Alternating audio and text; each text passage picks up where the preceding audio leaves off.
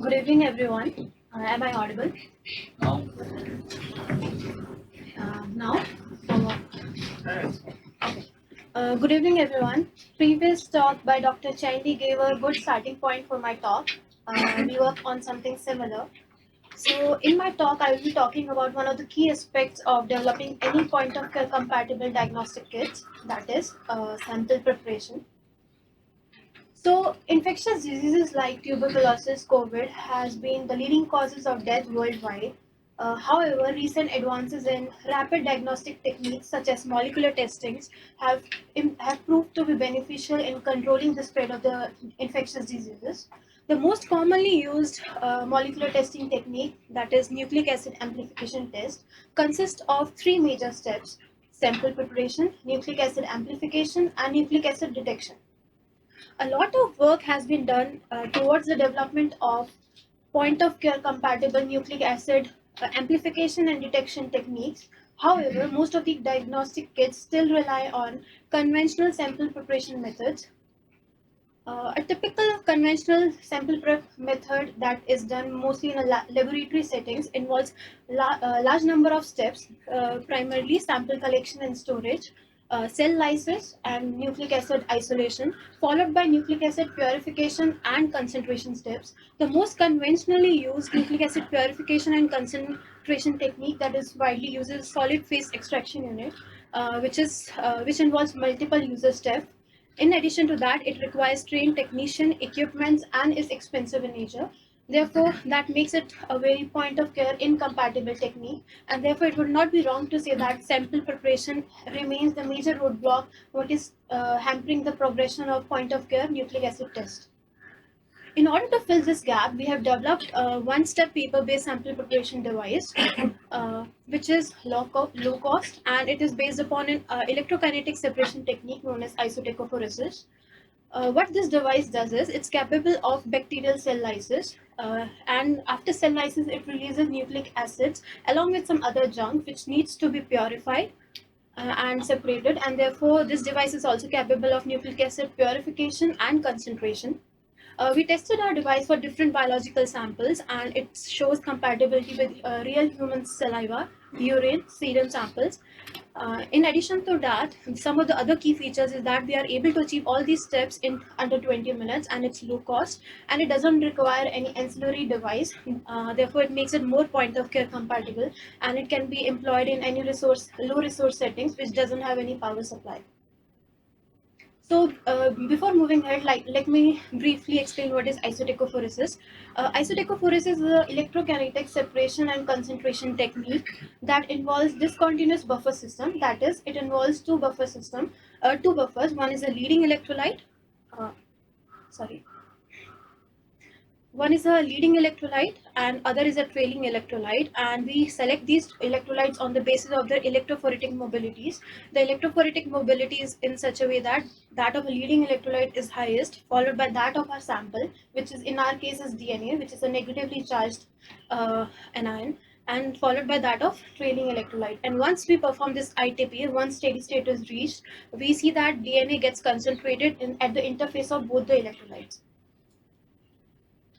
Some of the existing paper-based ITP platform lacks some of the aspects that doesn't make it really a point-of-care diagnostic technique. That is, in this case, they work on high voltages, and although in this study they have reduced the voltages, but both of these devices were tested against synthetic DNA samples. Whereas in reality, we will be experiencing large size genomic DNA along with bacterial samples, whereas they were not tested against those. So what our device does is we are testing our device for genomic DNA. So if you compare the size of a genomic DNA, it's like 44,000 base pair, whereas these were tested against 100 base pair or something like that. We also test our device against real bacteria in the presence of complex sample metrics. So in reality, we will be experiencing complex biological samples. So that was necessary to test our device against that. So in our case, in our device, how does it look? So our device have these 11 foldable paper layer disc that is sandwiched, which is represented by this yellow color, which is sandwiched between two reservoirs that are made out of acrylic sheets, and since ITP involves two buffers, so we add these buffers here, leading electrolyte and a trailing electrolyte. We load our sample in trailing electrolyte reservoir. So and we apply a voltage of 18 volts, and we have these platinum wires. So the post-ITP experience looks like this. We disassemble the device and take these yellow paper membranes out, and in these paper membranes, the DNA would be concentrated. So these paper membranes can directly be used as a template for post-processing, such as in PCR amplification or other things. Or we can also elute the DNA out from this paper membrane and do the processes. Some of the other key features of our devices, it doesn't involve any moving parts and operates on low voltage, and it can accumulate large volumes of sample, which is 900 microliters, and it can be designed for larger volume samples also. Why having larger volume sample is helpful? Because in cases where we have low bacterial loads and we have dilute samples, so this would involve a good feature. And we have also demonstrated compatibility with large-scale manufacturing, as this device can also be 3D printed. So, moving ahead, we started testing our device with with a simpler simpler testing. We tested our device with a purified genomic DNA first, and before moving to a complex sample. So in this case, our sample is a purified genomic DNA, which is spiked in trailing buffer, and we operate this ITP process. And after doing the ITP, we elute the DNA because we want to quantify how much concentration we are able to achieve using this process. Once we elute the DNA, we do this real-time PCR, and these are the results. We tested our device for 3 different concentration of purified genomic DNA: 10 to the power 3 10 to the power 3 genomic DNA per microliter, 10 to the power 2, and 10 to the power 1. So let's say if we concentrate on this graph, the x-axis represents the conditions. So these are the paper layers, paper layer 1 to 11, and this is a no ITP control, something that has not seen ITP device and has gone through only real-time PCR, whereas these paper layers have undergone ITP process followed by this amplification technique. So if we compare, and on the x-axis is the normalized DNA concentration, so the concentrations has been normalized against no ITP control, just to see how much concentration we are able to achieve using our device.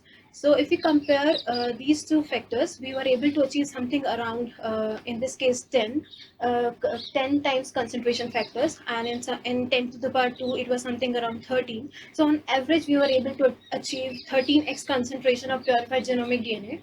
So we also wanted to test it's not some diffusion of the DNA that is taking place in these paper layers channels. So we also did a control where we loaded everything in the ITP process, but we didn't supply any voltage. And in that case, we see that there is no concentration that is achieved. Therefore, justifying that it is because of this ITP that we were able to concentrate our DNA. Now moving ahead to a real clinical, real complex biological sample.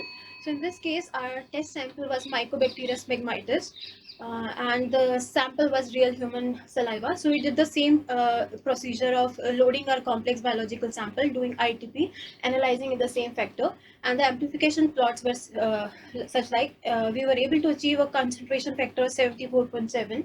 We also found that if we compare the agar plates, so this is the sample which has not seen ITP, and this is the sample which has seen the ITP process. If we compare the number of colonies of the bacteria after performing ITP was 0. So that means that we were able to achieve some lysis of the bacteria, therefore they were not able to grow, therefore there were cell deaths.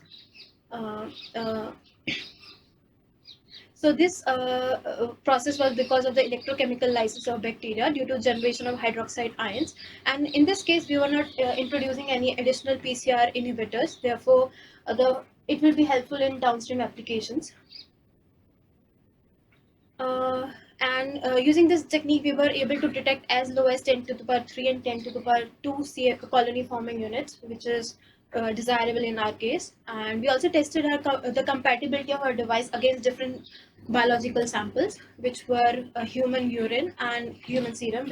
So this device works well for them also. And now I would like to conclude that we were able to successfully replace the multiple user step to a one-step process where we were able to lyse the bacteria and purify the DNA.